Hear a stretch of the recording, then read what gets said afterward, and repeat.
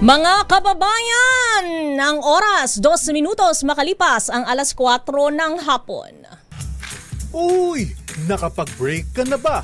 Nakapag-relax ka na ba? Saan ka man nagtatrabaho, mapa-opisina man o work from home o mula mismo sa pwesto, sasabayan namin ang break time mo. Sasabayan namin ng mga balita at komentaryo, mga panayam ng mga taong viral ngayon. DZRH Break Time!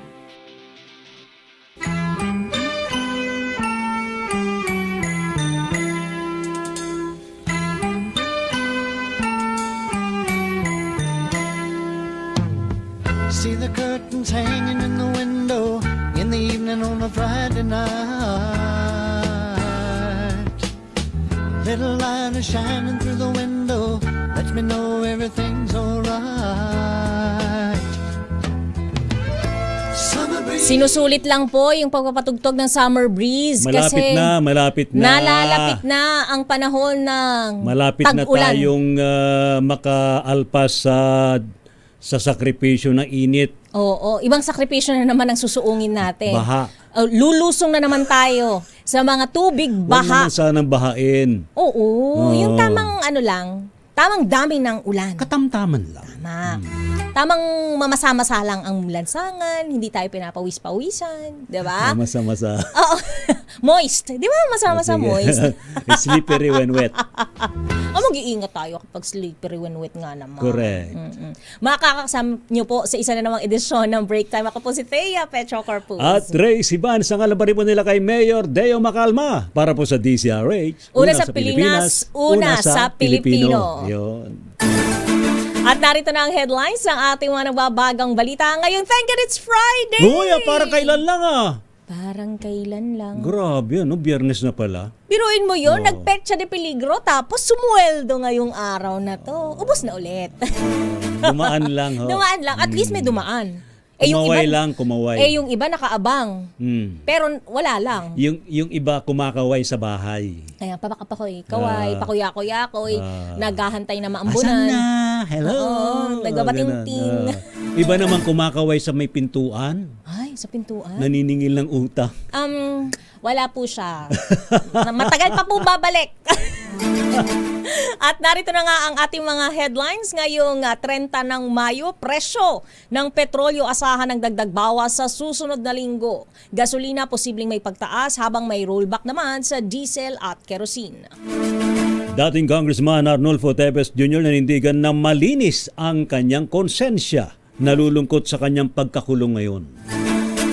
Pag-aresto kay dating Congressman Arnulfo Teves Jr. hindi iligal ayon yan sa Malacanang. Speedy trial sa kaso ni dating Congressman Arnie Teves, hiniling po ng pamilya Degamo. Paliwanag ni Vice President Sara Duterte sa kaduda-dudang benepisyaryo ng confidential funds hihilingin sa impeachment trial. Pangulong BBM, no comment sa pag-amin daw ho ni Senadora Amy na siya'y nagkamali at natuto sa kasaysayan. Buong Eastern Visayas inirekomendang isailalim sa state of calamity dahil sa pinsalang dulot ng San Juanico Bridge. Mandatory face mask ipinatupad sa lahat ng health facilities sa Cotabato dahil naman sa MPAX. Higit 800 motorista nasa pool ng NCAP sa ika-4 na araw nito ayon yan sa MMDA. Actually, meron akong gustong klaruhin dyan. Ano yun? Lalo na doon sa Along Ed sa Underpass Ayala. Ano yun? Kasi meron, before the underpass, may nakalagay Rojas Baclaran. Then a little farther, meron nang nakalagay bus. So, alin ang susundin doon? Tapos may yellow, pero ang bus nasa kanan sila kasi dapat nandun sila sa taas. So, medyo may mga confusing and I think conflicting road markings. So, dapat siguro i-adjust din yan. Pero I think the best na pwedeng gawin yan ng motorista, kung mag-change lane ka, doon ka pa rin sa broken lines. Of course, meron naman siyang broken line kasi meron siyang solid yellow, tapos broken white. Tapos, merong signage na Rojas Baclaran yun yung lane. Tapos, a little farther, siguro around 100 meters, meron ulit nakalagay bus lane. Kung bus lane siya, dapat may bus doon. Kaya ang mga bus na doon. So alangan ang lahat ng lanes. Kasi pakaliwa na yata yung kabila, di ba? Pakanan. Pakanan Ito, ba? yung Pakanan. nasa underpass is diretso siya. Pakanan. Yung nandito sila lahat sa Ayala, Yes, Makati yes, Ayala, yes. So, magbababa, nakita ko diba? na yan, So medyo confusing yung mga signages. Maybe Maybe dapat may nakatayo pa rin dyan na enforcer. para ma-inform yes. kung usable ba yon for private vehicles or for bus only. Yun. Unlike yung sa underpass ng Shock, very clear Correct. na bus only yon. Ikaw Ano? na. Ikaw Ako to. na ba? Rose, ang babaeng lumabas sa Imbornal sa Makati, may ayudang pangkabuhayan mula sa DSWD. Oy, marami. Abay, nagulat yung mga motorista kasi bigla may babaeng lumabas sa Imbornal. Sabi Gumagapang. Sabi nga daw sa Dako pa roon. Parang horror movie. Sa Dako pa roon, nandun si Rose. Pero marami daw tuloy gustong Meron palang lumabas nahulog mula sa Imbornal. Kaya pala nahulog? pumunta siya sa sa Ano nahulog na worthy of your kailangan Imbornal? sa pangangalakal. Ano yun?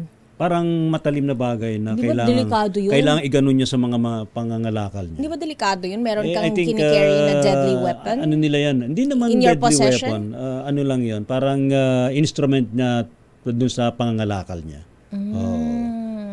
Okay. Nahulog sa Imbornal. Kaya no choice. Kailangan niyang kunin. Okay.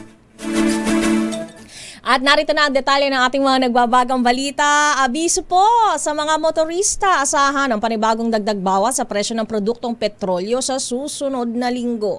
Ayon sa Department of Energy Oil Industry Management Bureau, posibleng walang paggalaw o maaari ring tumaas ng 40 sentimos ang presyo sa kada kilo o kada litro ng gasolina. Maaari ring may rollback na 20 sentimo o may pagtaas na 30 sentimo sa kada litro ng diesel.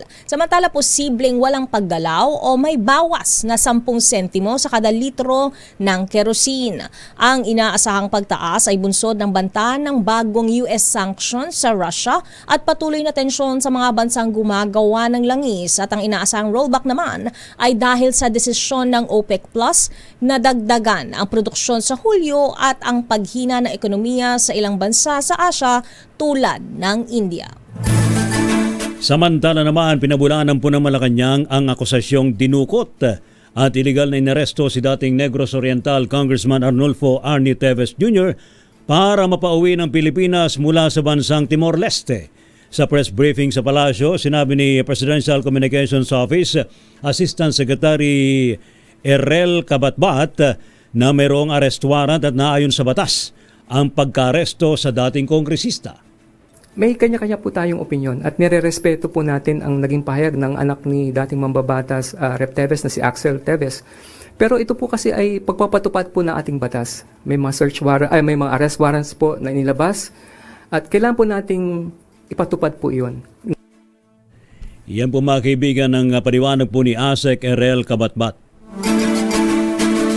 Sa iba pa ang balita, iginiit ni dating Congressman Arnie Teves Jr. na malinis ang kanyang konsensya nang iharap siya sa media ng National Bureau of Investigation. Ayon sa prime suspect sa Degamo killing, nalulungkot ito na nakakulong o nakakulong siya ngayon kahit hindi pa naman ito convicted. Alam din naman ni Teves na darating ang panahon na kailangan niyang harapin ang mga ipinupukol sa kanyang alegasyon. Narito ang bahagi ng pahayag ni Teves. But sa totoo lang, of course, malungkot ako dahil makukulong ako na habang makukulong ako. So, kahit hindi pa, diba, dito kasi makukulong ka dahil hindi ka pa convicted, no? May mga ano naman, sige, attorney Ferdy na bahala. But what I'm saying, Umapela rin ito sa mabilis na resolusyon ng kanyang mga kaso kabilang ang 10 counts of murder, 12 counts of frustrated murder, 4 counts of attempted murder, illegal possession of firearms and explosives at paglabag sa Terrorism Financing Prevention and Suppression Act. Nanawagan din ang expelled congressman sa mga hinahanap ng batas na kay NBI Director Jaime Santiago sumuko dahil sigurado ang patas, impartial at disenteng trato. Narito muli si Teves. I'm also planning. I haven't seen my mother for 2 years. My father died last December. Hindi naman lang ako. It was quite painful. And also, at least, maano na rin. Matapos na rin. Kahit nung nanoon ako, inisip ko, kung hindi man ako umuwi, makaharapin, kailangan pa rin matapos. Ito lang sana yung request ko sa Porto na sana mabilis yung kaso. Dahil sa totoo lang, kung katrabaho yung kaso, sandali lang yun. Dinala na si Teves sa detention facility ng NBI sa New Bilibid Prison sa Muntinlupa City. Kasama niya ngayon ang legal counsel niyang si Attorney Ferdinand Topacio. Nanindigan naman ng DILG ng pagkakaresto kay dating Congressman Arnie Teves ay patunay na gumagana daw po ang sistemang pangkatarungan sa bansa. Ayon po sa DILG, malinaw ang mensaheng hatid nito na walang sinuman ang higit sa batas at natiling matatag, matyaga at tiyak ang hustisya sa Pilipinas. Itinuturing ng ahensya ang pagdakip kay Teves bilang bunga ng matagal na pagtutulungan ng iba't ibang sangay ng gobyerno, kabilang po ng Department of Justice at ng Department of Foreign Affairs. Nagpasalamat din ng DILG sa Ministry of the Interior ng Timor-Leste sa naging suporta para maibalik si Teves sa bansa at iginiit ang kahalagahan ng international cooperation para mapanagot ang mga lumalabag sa batas. Bilang chairman ng Task Force Digamo, tinakbo ng DILG na magpapatuloy ang hakbang ng pamahalaan hanggat mapanagot sa batas ang lahat ng mapatutunayang sangkot sa pagbatay kay dating Negros Oriental Governor Roel Digamo at siyam na iba pa noong taong 2023. Samantala, nabahala ang pamilya Digamo sa posibilidad na abutin ng siyam-siyam bago mahatulan ang mga kaso laban kay dating Congressman Arnulfo Teves. Ito ang dahilan kung bakit umaasa ang may bahay ni yumaong dating dating Governor Roel Digamo ng Negros Oriental na magkakaroon ng marathon hearing sa mga demanda laban kay Teves. Ayon kay Pandan Mayor at 3rd District Representative-elect Janice Digamo, sila ay nangangamba na tumagal din ng 10 taon ang pagresolba sa mga naturang kaso, tulad ng nangyari sa Ampatuan cases. Samantala, nais din ni Teves na maging mabilis ang pagliliti sa mga kaso na kanyang kinakaharap. Paano ba mapapabilis yun? Ay, depende pa rin. Depende yan sa hukom, di ba? Tama ba? Yes. Maaari namang maging observer ang gobyerno ng Timor-Leste sa magiging takbo ng paglilitis kay dating Congressman Arnie Teves Jr. Ito po'y kaugnay na may nilatag na kondisyon ng Timor-Leste sa pag-turnover sa Pilipinas sa dating mambabatas. Subalit, pagbibigay din po ni NBI Director Jimmy Santiago, hindi pwedeng makialam ang Timor-Leste sa naturang usapin. They can also always observe, no? Yes. Observer lang, but they cannot meddle. Yan po mga kaibigan ng tinig po ni NBI Director Jimmy Santiago. May mga inilatag na kondisyon ng gobyerno ng Timor-Leste sa pag-turnover sa Pilipinas kay dating Congressman Arnulfo Teves Jr. Base sa Certificate of Handover sa pagitan ng dalawang bansa, kabilang sa mga kondisyon ay ang mga sumusunod. Hindi pagpataw ng parusang higit sa 40 taon, walang death penalty, torture o anumang inhumane treatment at dapat harapin ni Teves ang kaso sa ilalim ng isang patas at pampublikong paglilitis na walang bahid ng political persecution. Pinatitiyak din na may access sa legal counsel ang dating kongresista, mga kinakailangang atensyong medikal at mga karapatang pantao bilang akusado. Sa kabila ng mga nasabing kondisyon, sinabi ni National Bureau of Investigation o NBI Director Jimmy Santiago na hindi naman required na sundin ng Pilipinas ang mga kondisyon, pero tiniyak na opisyal na nasunod ang tamang proseso. Sa iba pang balita, questionable para po kay Senate Minority Leader Aquilino Coco Pimentel III ang biglaang paglipad daw po ni Senate President Chis Escudero sa petsa ng pagsisimula ng impeachment proceedings laban kay Vice President Sara Duterte. Sa halip na sa Hunyo 2, sulat po ng naunang inilabas na impeachment calendar, ilang buwan nang nakalilipas ay tinakda na ito sa June 11 na siya namang huling araw ng sesyon ng 19th Congress. Ayon po kay Pimentel, balak niyang questionin sa pagbabalik ng sesyon sa Lunes ang naging basihan ni Senate President Escudero na ipagpaliban ng proceedings. Anya nagkaroon sila ng mabilisan na pag-uusap kung saan sinabi mo noon Escudero na kailangan munang bigyang prioridad ang mga nakabinbin na panukalang batas bago itakda o gawin ang impeachment hearing. Subalit iginit po ni Pimentel, mas nararapat tumanong manaig ang proseso ng impeachment kung sakaling magkaroon ng conflict sa schedule ng Senado bilang isang legislative body. Kaugnay pa rin ang balitang impeachment laban kay Vice President Sara Duterte, iginiit ni House Deputy Majority Leader Paulo Ortega V na si Vice President Sara Duterte lamang ang makapagpapaliwanag sa kontrobersyal na listahan ng mga umano'y kaduda-dudang beneficiaries ng kanyang confidential funds. Git ni Ortega, kung hindi may paliwanag kung sino-sino talaga ang nakinabang sa pondo, lalong tumitibay ang kaso laban sa Vice-Presidente. Anya, hindi na biro ang mga pangalan sa listahan, lalo na't gumamit umano ito ng apelyido ng ilang senador gaya ni na Beth Revilla, Janice Marie Revilla, Diane Maple Lapid, John A. Lapid Jr., Clarice Ontiveros, Christine Applegate Estrada at Denise Tanya Escudero. Dagdag ni Ortega, hindi ito simpleng pagkakamali kundi tila planadong pagtatakip kung saan napunta ang pondo ng taong bayan. Giit pa niya, kapag sunod-sunod na ang kahina-hinalang pangalan mula sa chichirya hanggang sa mga apelyido ng senador, hindi na ito nakakatuwa. Binigyan din ang kongresista na dahil pera ng bayan ang pinag-uusapan, kailangang masusing imbestigahan ito sa pagsisimula ng Senate impeachment trial. Yun tama nga naman. Chichiriano.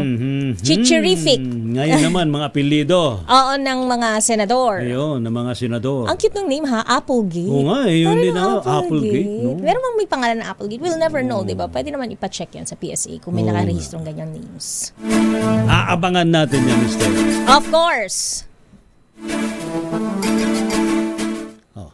Umarsya muna tayo. Okay, sabi mo, lakas ka sa akin eh. Nabanggit lang yung salitang chichirya, parang gusto mo na agad mag-snack eh. Kasi break time yung programa, mag-break time muna tayo. Sige na nga. Ilan po muna ang paalala, babalikan pa po natin iba pang detalye ng ating mga balita. 800 motorista nasa pool ng NCAP sa ika-4 na araw nito. Ayon yan sa MMDA at Rose, ang babae sa dako paroon. Na lumabas sa imburnal sa Makati City, may ayudang pangkabuhayan mula sa GSWD. Sabi ng iba... Nakita mo yung paglabas sa imburnal? Of course. Parang ano talaga? Kaya nga, Rose sa dako paroon. Sabi nung iba, sana all. Sana all kasya sa imburnal. Kaya niyo ba yung ginawa niya? Diba? Kasi parang... Can you fit? I cannot. Hindi ako ganun ka-fit para mag-fit doon. Baka hindi na ako makalabas. Pilipinas, ang oras, 30 minuto makalipas ang alas 4 ng hapon, kasama pa rin sa Break Time, Thea Petro Corpus. At Ray Sibayan. Dito pa rin yan sa DZRH. Ang oras na yan. Flash Report. Flash Report! Grabe ito. Kasalukuyan pong binabalot ng makapal na alikabok ang Pasay City. Ang lakas ng hangin sa labas. Malakas ang hangin. Yes, malalaman natin ngayon kay Sherwin. Oo, alamin nga natin kung ano ang dahilan ng pagkakaroon ng makapal na alikabok sa ating lansangan dito ngayon sa Pasay City. Detalye mong balita, RH6 Sherwin Alfaro. Sherwin. Kaya ilang minuto pa lamang nakalilipas nang maranasan natin malakas na hampas ng hangin na siguro tinatansya natin mga nasa 40 to 60 kph yung lakas ng hangin na yon. At biglang binalot ng kulay abo yung alikabok ng bahagi ng Cultural Center of the Philippines hanggang dito sa bahagi ng Roas Boulevard. Kung makikita mo yung anino ng dating Gen Hotel, pinakadulo zero visibility. Kanina halos zero visibility yan. Halos wala kang makita dito sa itong bahagi ito. Yung siguro mga 4 to 5 meters na layo hindi mo maaninag yung makikita mo. Kung yung ilang mga sasakyan dito sa bahagi ng Cultural Center of the Philippines, tumigil sa pag-andar. At nung ilan sa mga nakaparada, ngayon makikita mo very visible, napakakapal nung alikabok na nakita dun sa mga sasakyan. Ayan, makikita mo. Parang Pwede mo nang isulat yung pangalan mo. Parang sandstorm. Sa harapan ng salamin. Wow. Oo nga. Sandstorm yung dating. Oo. Malaman pa kung itong klaseng fenomeno na ito. Pero siguro magandang makipag-ugnayan. Siguro we can coordinate with Pag-asa. Correct. Oo. Mapag-alaman natin kung ano. News Center, Pag-asa nga. Kung ano itong nakikita nila na makapal na alikabok na bumabalot ngayon dito sa Cultural Center of the Philippines. At hindi naman sa kaalaman natin na merong Manila Bay Reclamation dito sa may bahagi ng karagatan sa likod ng dating Sofitel Hotel na maaaring nagiging sanhi nung pagbuga ng malakas na alikabok dito sa bahagi ito. Baka ang problema nito, ang Sherwin. Oo. Baka ang nangyari dito dahil sa lakas ng hangin, yung nakatambak ng mga buhangin nga dyan sa area ng Manila Bay, baka tinangay ng hangin No, not the Dolomite. Hindi, malayo Dolomite. Sa kabila yun. Meron bang mas yung reclamation nito sa may, sa may area ng Sofitel area. Baka yun ang tinangay ng hangin. May nagkapunta sa akin ng face mask. Oo. Ayun. Kasi mahirap huminga eh. Oo. Tsaka masakit sa mata. Yes, nakakapuwing actually. Lumabas ako kanina, nakakapuwing. Oo. Ano nangyari dyan, Hindi na pumapasok yung live video natin. Pero yung nandito sa harapan ng MMG building, sa ating opisina, ng mga nakaparadang mga sasakyan, halos ang kapal ng alikabok. Pakita mo yung... Hindi, dati na makapal yata yung alikabok niyan, Sherwin eh. Hindi ba?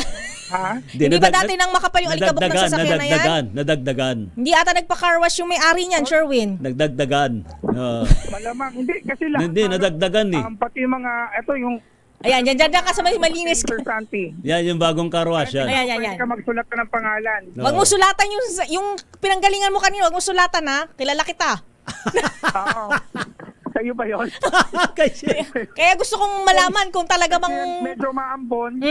Naku po, baka manikit, hindi man semento. May pag-ambon. Umaamon na ba? Na maaaring magsasolidify ito. Kung mababasa ng tubig. Hindi, kung malakas naman yung buhos ng ulan, baka mahugasan naman. Naman mo na yung gaspang ng alikabok. Oo. Ano, Ray? Kung malakas naman yung ibubuhos ng ulan, baka mahugasan naman. Kasi kung ulambon possibly ma-wash off ito, pero kung ambon lang, wala. Tududa yung mga dumadaan ng mga motorista sa Ross Boulevard. Bakit biglang nabalot ng alikabok? Yung himpapawid. At yung maraming matataas na mga building dito sa Ross Boulevard, hindi na visible. Na makaramdam nagsara ng mga bintana. Maraming nakikita kong building na nagsara na halos sa mga salamin.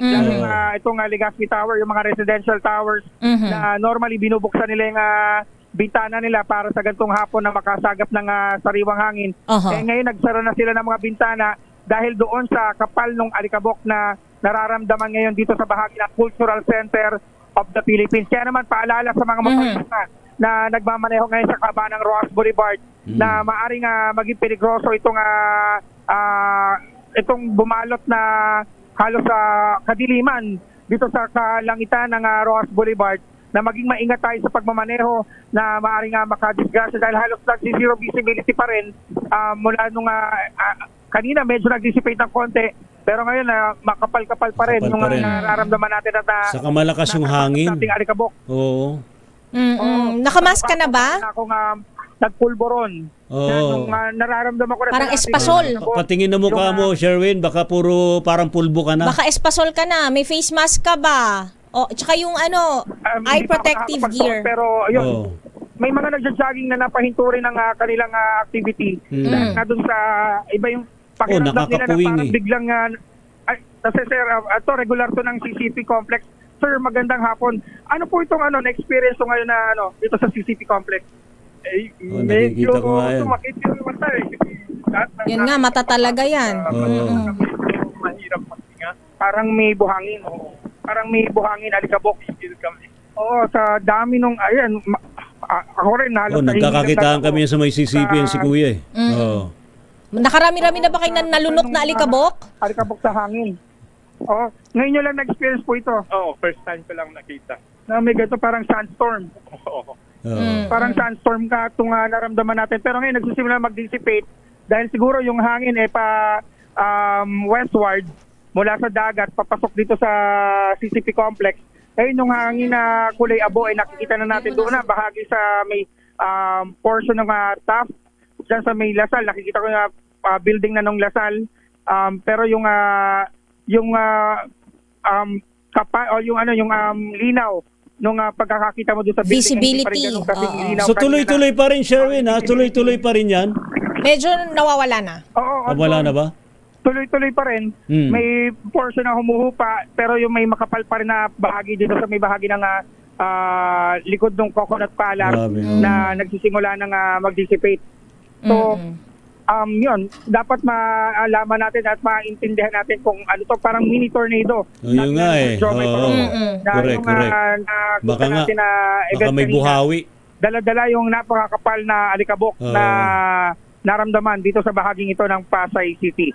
Live mula dito sa Cultural Center of the Philippines, RH number 6, Sherwin Bata Alfaro, DZRH, una sa Pilipinas, una sa Pilipino. Paglabas nga kanina, nagdikitan yung mga alikabok sa mukha. Kaya mag-iingat tayo. Correct, kasi kadalasan, syempre, kapag kaganyan, alikabok, tapos moist yung mata mo, mamasa-masa yung mata, diba? Mahirapan kang pero normally, yung gamitin. ganyang phenomenon, ano yan, malaking buhawi. Malaking buhawi. Tanong nga natin, tama. Nasapul tayo. Kung buhawi itong... nasapul tayo ng buhawi. Oo, masasagot tayo ng Pag-asa, diba? Tama, kasi mamomonitor din nila yung mga ganyang mga bagay. More or less, mga ganun.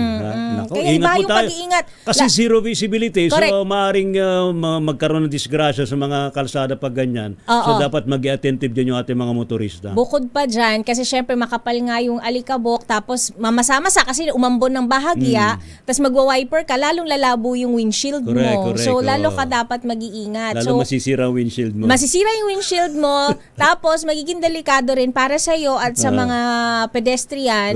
So kung hindi kayang makita yung nasa unahan, itabi na muna ang sasakyan. Yan, mommy knows best. Ay.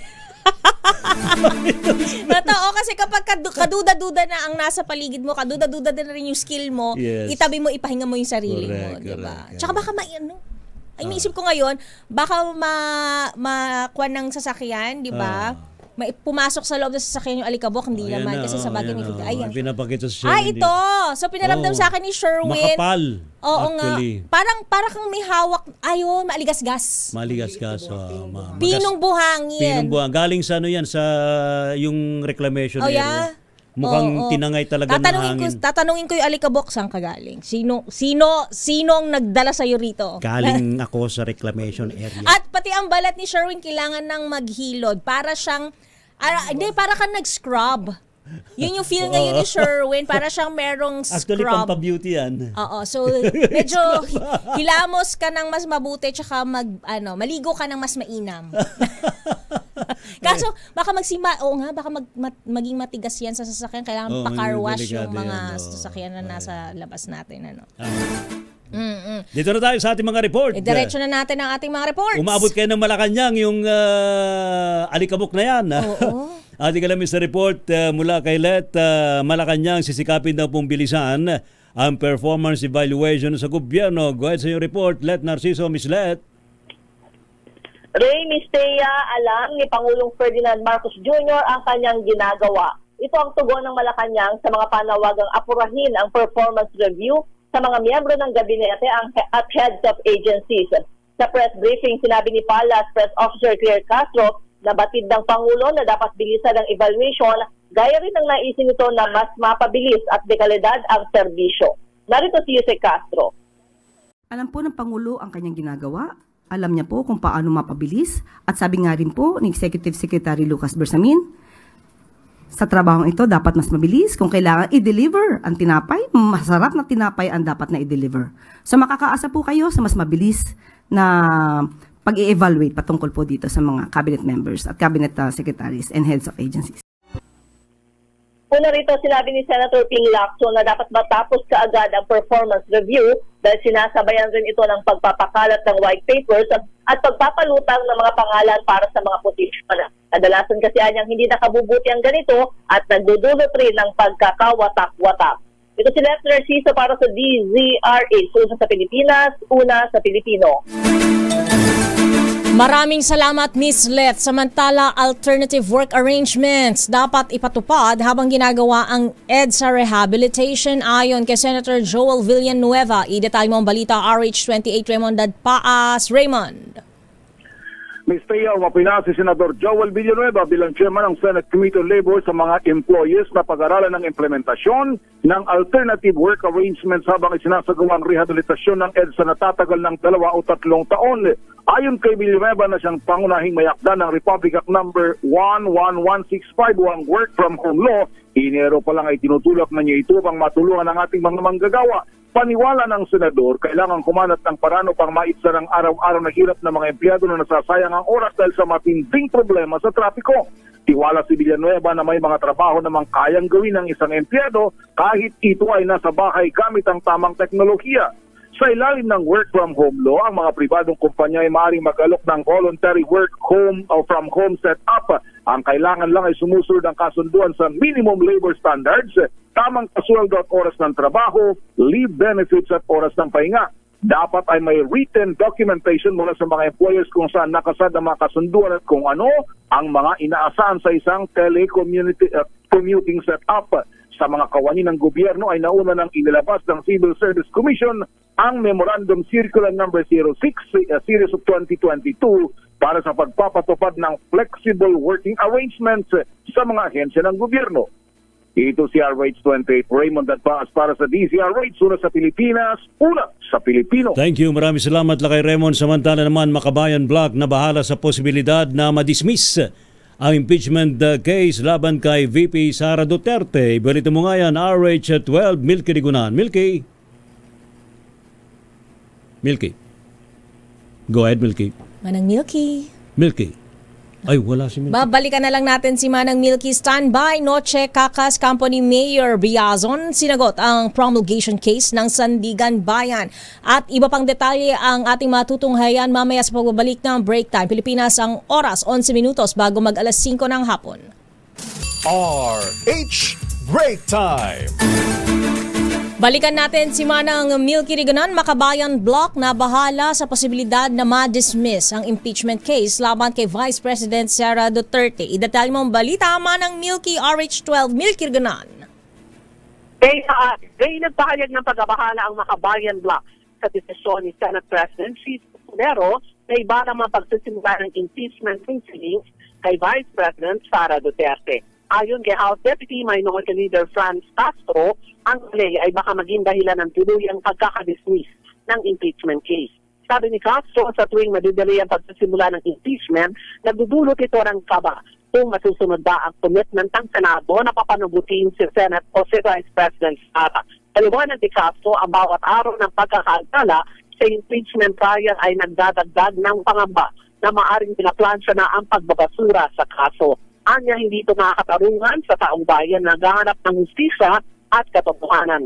Ulit sa dating schedule na June 2, iniurong ni Escudero sa June 11 ang paglalakad naman ng House Prosecution Panel ng Articles of Impeachment. Ito ay para daw bigyang daan ang mga trabaho ng Kongreso matapos naman ang ginawang tulong ng LEDA. Ako si Milky Rigunan, nagulat para sa DZRH, una sa Pilipinas, una sa Pilipino. Thank you. Salamat, Milky. Samantala, kampo ni Mayor Biazon, sinagot daw po ang promulgation case ng Sandigan Bayan. Ibalita mo nga yan, RH27, Noche Cacas, Noche. Lakay Ray, Mr. Teya, ginagalang ng kampo ni Muntinlupa City Mayor Roque Biazon ang naging desisyon ng Sandigan Bayan. Sa pahayag ni Attorney Michelle David Espiritu, tagapagsalita ni Mayor Biazon, bahagi umano ito ng proseso ng hustisya. Gayun pa man, ikinagulat nila ang hatol kay Mayor Roque Biazon sa kasong paglabag sa Republic Act 3019, lalo na nauna na siyang naabsuelto sa isang kaugnay na kaso hinggil sa paggamit ng pondo ng bayan na ibinasura sa pamamagitan ng demurrer to evidence dahil sa kawalan umano ng sapat na ebidensya. Umaasa si Attorney Espiritu na gaya ng mga naunang kaso ay maabsuelto rin anya si Mayor Biazon. Sa ngayon anya, 3 sa 4 na kasong isinampal laban kay Biazon ay naibasura na, isa mula sa Ombudsman at 2 naman sa Sandigan Bayan. Batid umano nila na bahagi ito ng masalimuot na proseso ng batas, kaya buong paggalang at pananampalatayaan niya ang gagamitin nila na ang lahat din ng posibleng legal remedy. Paghahain umano sila ng motion for reconsideration upang hilingin muling pag-aralan ng Sandigan Bayan ang desisyon at patuloy na isusulong ang mga legal na hakbang upang malinis niya ang pangalan ng alkalde. Paglilinaw naman ni Biazon na hindi pa pinal ang desisyon at mananatili umano siyang halal na punong lungsod na magpapatuloy ang kanyang panunungkulan ng buong puso, may malasakit, may dignidad at may integridad sa kabila ng pagsubok. Dahil hindi umano siya tumigil noon, lalong hindi siya titigil ngayon sa pagtulong sa mga nangangailangang Muntinlupeño. Arit sa 27, Lutikakas DZRH, una sa Pilipinas, una sa Pilipino. Maraming salamat, Noche. Samantala, tumanggi si Pangulong Ferdinand Marcos Jr. na magbigay ng komento sa naging pahayag ng kapatid niyang si Senadora Amy Marcos na natuto na siya sa kasaysayan. Sa isang press briefing, sinabi ni Palace Press Officer Attorney Claire Castro na natutuwa sila sa naging pag-amin ni Senator Amy sa mga pagkakamali, pero binigyan diin na no comment ang Pangulo kaugnay dito. Sa kanyang Facebook post, sinabi ni Senator Amy Marcos na hindi siya naghintay ng 39 na taon para lang magkamaling muli. Isang pahayag na lumabas matapos ang pakikipagpulong niya sa abogado ni dating Pangulong Rodrigo Duterte sa International Criminal Court o ICC sa The Hague, the Netherlands, na si Attorney Nicholas Kaufman. Samantala, nang tanungin tungkol sa pahayag ni Kaufman na ang tunay na prosecutor sa kaso ay nasa Maynila at nasa loob ng palasyo, bumanat si Castro na parang tunog Harry Roque ang abogado. Narito si Castro. Is that you, Attorney Harry Roque, talking? We thought it was Attorney Harry Roque making such comment. Well, anyway, it is very apparent and very obvious that Attorney Kaufman is being surrounded by fake news peddlers. He doesn't know the timeline. He doesn't know the facts of the case. He should be concentrating on his job as a counsel, not in engaging in rumor mongering. Yan ang naging tinig ni Attorney Claire Castro. At ito, para maging clear tayo. Ito ang kailangan natin ng clarity. Yes. Kasi naging hazy, naging zero visibility correct. sa area ng CCP. Makakapanayam natin ang tagapag-asang si Patrick Del Mundo. Ang director ba si Sir Patrick Del Mundo? Sa mga weather specialist. Weather specialist ng Pag-asa. Ang ating Weather Bureau. Magandang hapon, Sir Patrick Del Mundo. Thea Petro Carpuz po. And Ray Sibayan. Dito po yan sa DZRH. Sir Patrick, magandang hapon po. Yes po, magandang hapon po sa ating lahat. Una-una, Sir Patrick, ano ba itong naranasan po natin dito po sa may area ho ng CCP, Manila Bay na masyadong hazy, makapalang alikabok at parang mayroon tayong sandstorm? Sa ngayon po, wala pa po tayong confirmation regarding dito sa mga datos na ating nakakalap dito sa may bahagi ng Manila Bay. Bagamat posible nga po na sa ngayong panahon, posible pa rin po na magkaroon tayo ng inversion ng temperature. Bagamat sa ngayon, under confirmation pa rin po itong situation sa may bahagi ng Manila Bay. You were saying inversion of our temperature. Paano ho yun, Sir Patrick?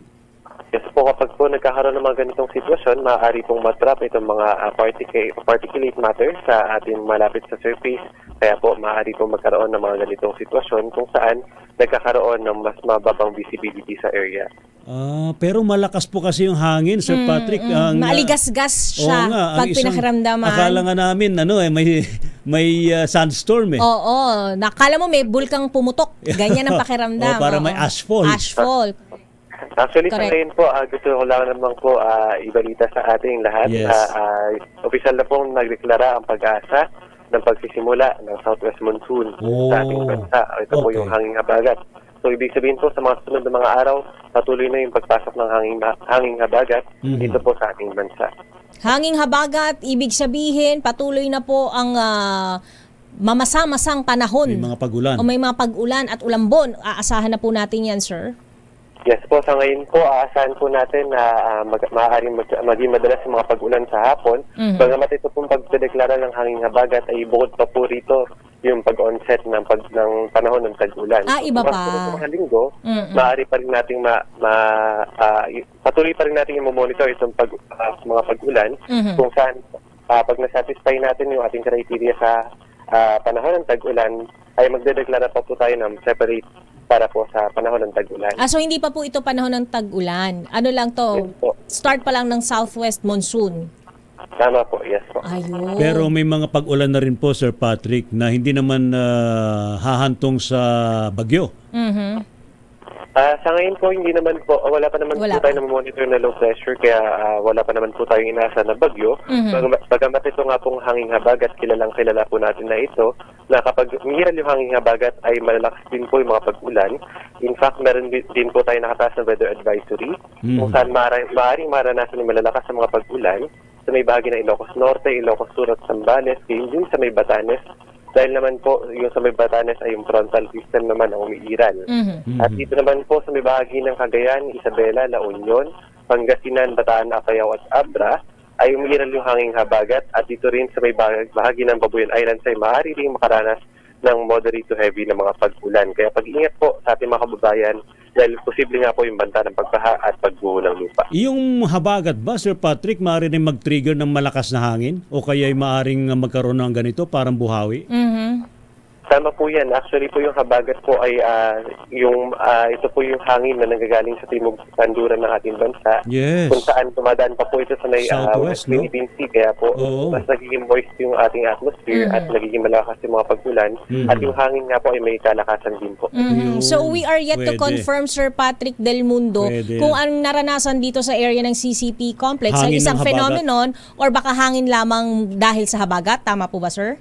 Yes po, under confirmation pa rin po natin yan at patuloy po tayo magbibigay ng update sa mga sunod na mga oras sa ugnay po sa mga naranasan po dyan. Thank you so much, Sir Patrick, and magandang hapon po. Maraming salamat po at magandang hapon.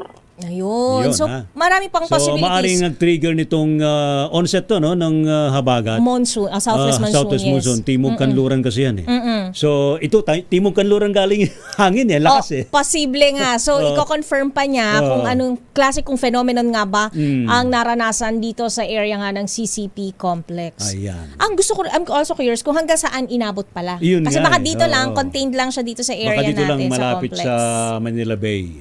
Dito lang sa may Rojas Boulevard. Ingat po tayo, basta ingat po tayo ngayong weekend. Now I realize, dapat lagi pala tayo may baon pa rin na face mask tsaka eye protection, di ba? Yung mga parang goggles na ganyan. Kasi you'll never know when you're gonna need it. Correct. Okay. Mommy knows best.